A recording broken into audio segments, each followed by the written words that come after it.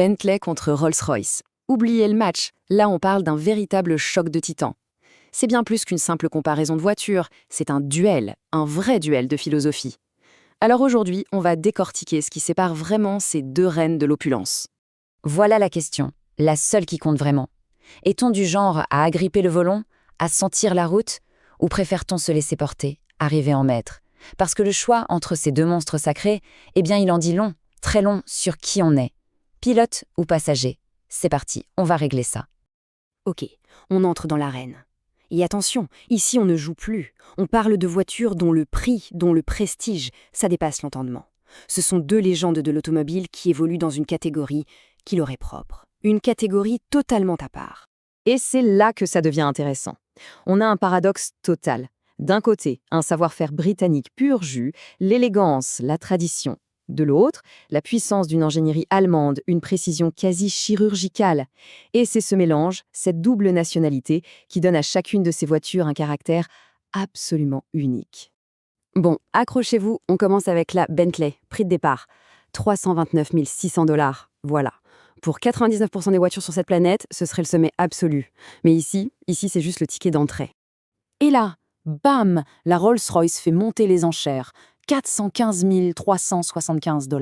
Faites le calcul, c'est presque 100 000 $ de plus. La question est simple et elle est cruciale. Qu'est-ce qu'on achète vraiment avec ces 100 000 $ de plus?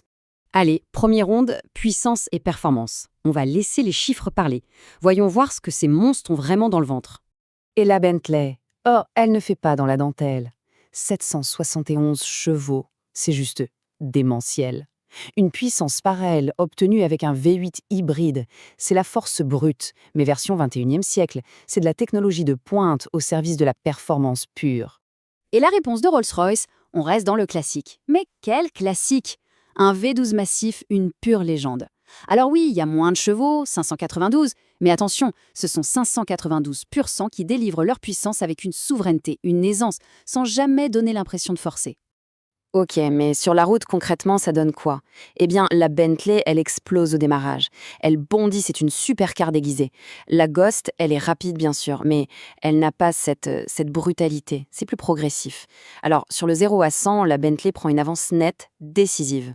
Donc, si on résume, sur le papier, c'est une victoire par chaos technique pour la Bentley. Plus de couple, plus de vitesse de pointe, c'est la reine incontestée de la performance pure. Si c'est ça, et uniquement ça qu'on recherche, franchement, le choix est vite fait. Même, et c'est un grand mais, ces voitures sont bien plus qu'une simple fiche technique.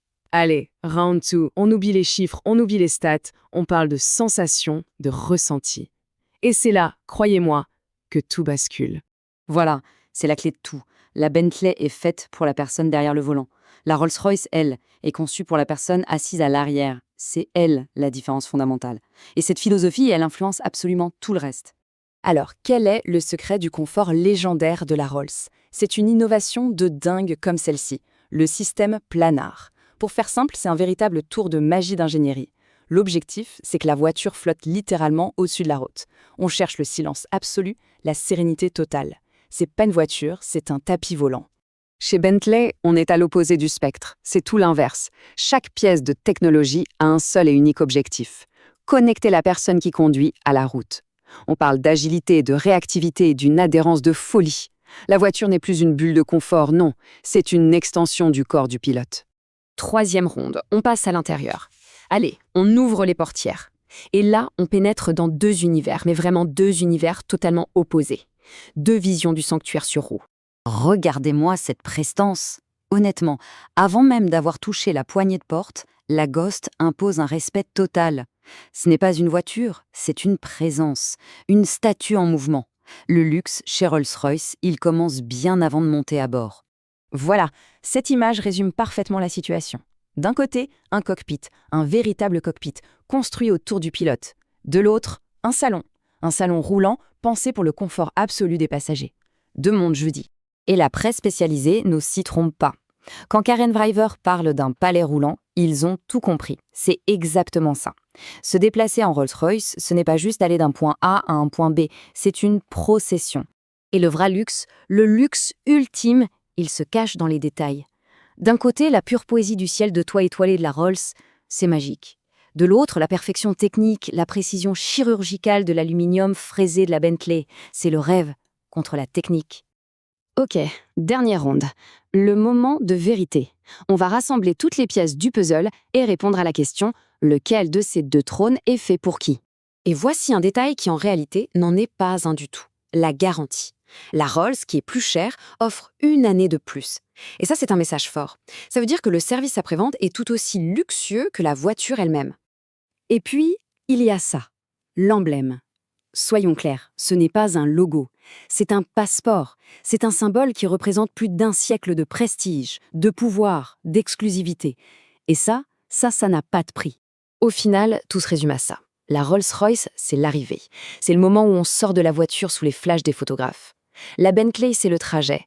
C'est le plaisir pur, presque égoïste de la route qui défile sous les roues. 2 visions du luxe, 2 objectifs complètement différents. Alors, le choix final, ce n'est pas vraiment de savoir quelle est la meilleure voiture. Non.